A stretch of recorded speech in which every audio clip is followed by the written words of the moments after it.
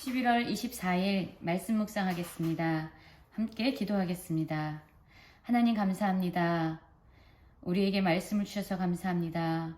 무엇이 옳고 무엇이 그른지 분별할 수 있는 말씀의 기준을 주셔서 감사합니다.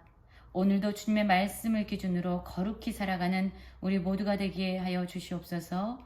예수님 이름으로 기도했습니다. 아멘.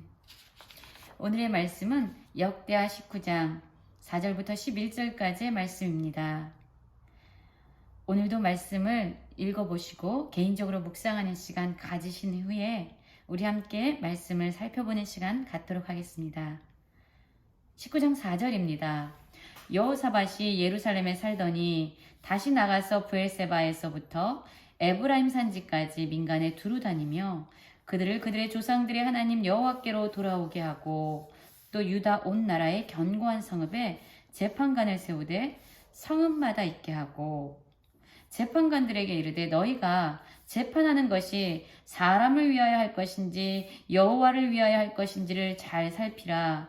너희가 재판할 때에 여호와께서 너희와 함께 하심이니라 라는 말씀으로 시작하고 있습니다. 우리는 어제 여호사밧이 이스라엘의 아합 왕과 연합함으로 인해서 잘못된 선택을 하는 것에 대해서 또한 그것을 지적하신 하나님에 대해서 살펴보았습니다. 오늘은 다시금 여호사밧이 예루살렘에서 하나님이 맡겨주신 이 남유다 이스라엘 백성들을 어떻게 다루고 그들을 어떻게 다스려가는지에 대한 모습이 나타나 있지요. 여호사밧은 산지까지 민간에 두루 다니면서 그의 백성들에게 하나님 여호와께로 돌아오라고 이야기하고 있습니다. 그리고 그 모든 성읍마다 재판관을 세웠다라고 이야기하죠. 이 재판관들에게 요구하는 것은 하나님을 위해서 재판을 하라고 이야기합니다.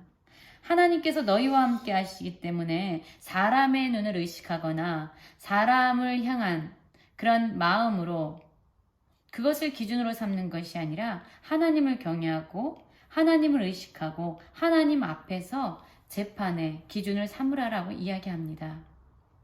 여러분 사실 우리나라도 법치주의 국가죠. 법치주의라는 것은 법에 의해서 통치를 받는 그런 나라를 의미합니다. 지금 이스라엘 백성도요. 하나의 법에 의해서 재판이 내려지고 법에 의해서 통치를 받고 있죠.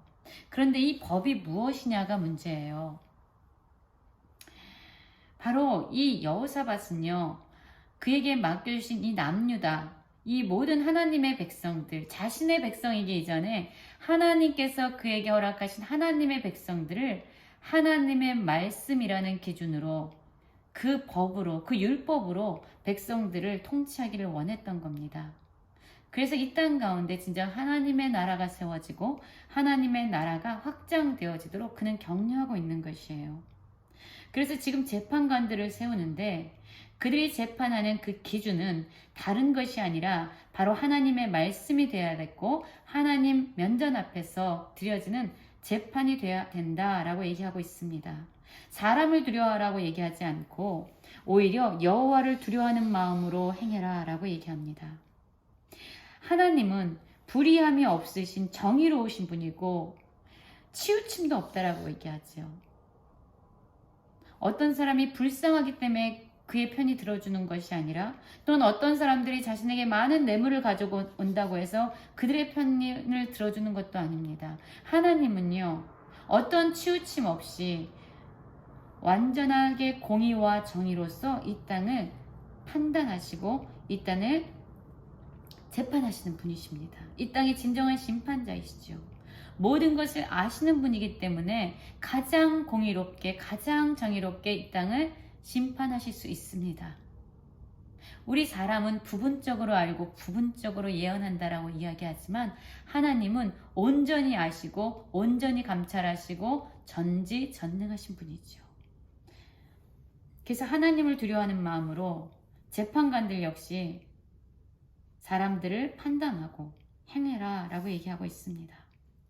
그리고 또한 하나님의 말씀을 잘 아는 레위 사람들과 제사장들을 이스라엘 족장들 중에서 사람을 세웠습니다. 하나님의 말씀을 가장 잘 아는 사람들, 하나님의 말씀으로 백성들을 가르칠 수 있는 사람들을 세웠던 거지요. 그래서 하나님께 속한 일과 주민의 모든 송사를 재판하게 했죠. 그럼 이 재판의 기준은 무엇일까요? 네, 그렇습니다. 하나님의 말씀, 하나님의 율법이 이 재판의 기준이 되겠죠. 그리고 또한 그들의 태도는 진실과 성실함이 돼야 된다라고 얘기합니다.